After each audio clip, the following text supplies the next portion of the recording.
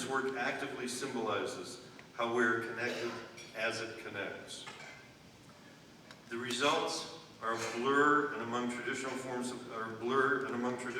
of expressive production by the artists, including design, architecture, art, media, engineering, and science, that were formerly autonomous disciplines. The growth specifically in locative media, occurring from the growth of mobile technologies, wireless environments, wearable gadgets, for instance, digital urban screens, including buildings themselves, have resulted in new forms of writing of culture, even on the surface of the sky. Thank you. Just take a moment to read this Bruce Ma quote.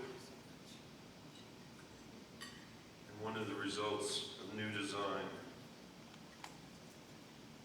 In effect, you are becoming networks yourselves. You are becoming production studios. You are not just nodes in the one-to-mass communication systems like network television, but you are becoming able producers and distributed symbols on a one-to-one or a one-to-mass system.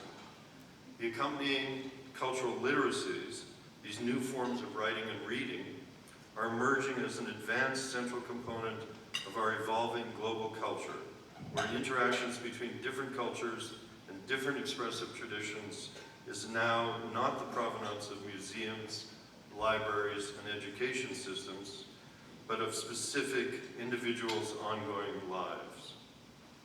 We know from science that music is a kind of knowledge prior to language, easier to learn and more connective. And we saw that power of that and its history with the Freedom Singers on Monday. We also know that spatial literacy and cognitive mapping are encouraged in the new areas of digital communication. There is a new ethos being shared by transnational artists, and as a result, you are also the new critics, not needing the gatekeepers of mass media to tell you your opinion. And you have strength, and you have critical mass. As we know from a Danish cartoon about Muhammad, or images from Abu Ghraib secretly released, or the almost former president standing under a mission accomplished banner, that all images need a context to be political. They have to be taken up by somebody for their impact to be measurable beyond intentions. It is the stories attached to it from an audience that make a work work. It is the context in which it performs or doesn't. And it is you who make a work of art or critique a work of fiction. And you just have to think of Tina Fey and Sarah Palin in this context.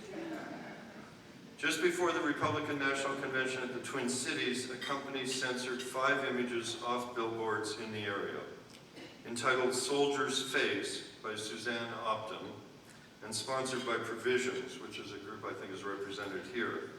They depicted heads lying flat. 5 soldiers between invasion assignments volunteered to pose. CBS Outdoor owned the billboard company. The problem was that the company thought that the images would confuse viewers who would think the soldiers were dead. So on the one hand, they didn't approve any image which could be ambiguous, which art often is, unlike advertising. And of course, they were obeying the government's implicit, almost total blackout of the idea of death being visualized. So I show them here for you to make up your own minds and wonder again about the idea of sacrifice and who is making it.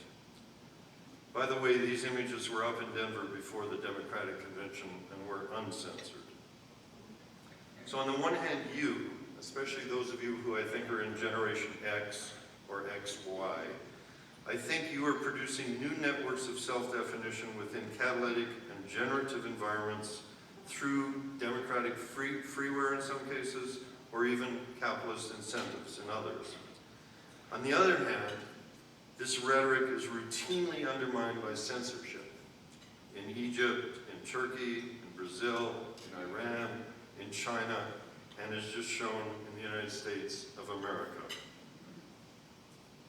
One way of looking at web penetration in this image here is to simply say the World Wide Web is not.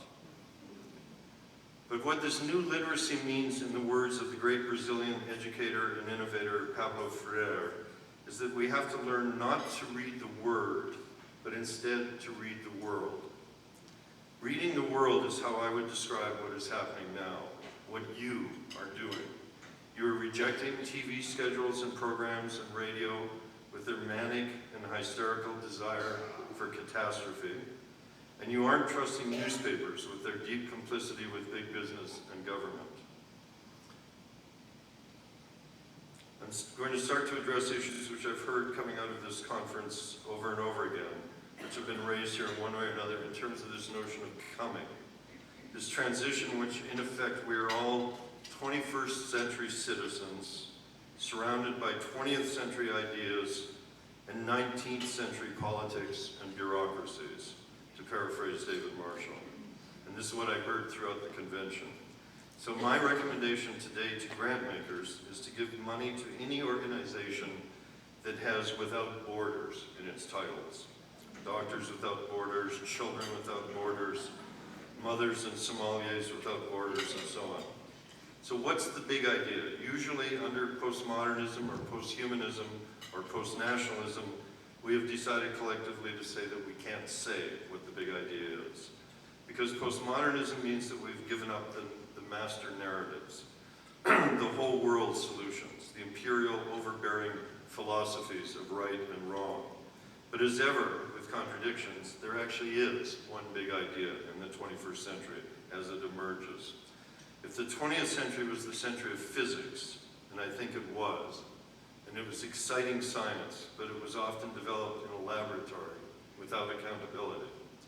Economics, of course, was developed the same way, as Philip Mirowski has demonstrated in his book, More Heat Than Light. In the first 200 years of economic theory was modeled primarily on physics. Economic terminology like labor force, equilibrium, elasticity, and velocity of money are no accident. And of course, it now seems like they blow up in the same way.